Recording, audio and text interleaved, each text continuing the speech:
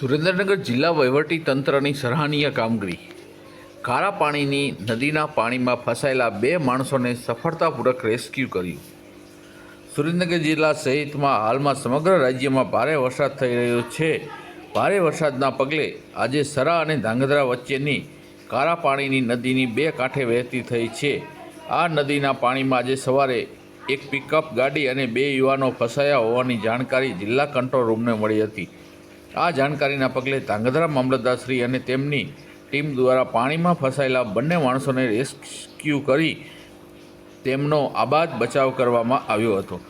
ભારે વરસાદની પરિસ્થિતિને ધ્યાનમાં લેતા જિલ્લાના તમામ લોકોને સલામત અને સ્થળે રહેવા અને નદીના નાળા સહિતના પાણીનો ભરાવો થયો હોય તેવા સ્થળોએ જવાનું ટાળવા જિલ્લા વહીવટી તંત્ર દ્વારા અનુરોધ કરવામાં આવ્યો છે।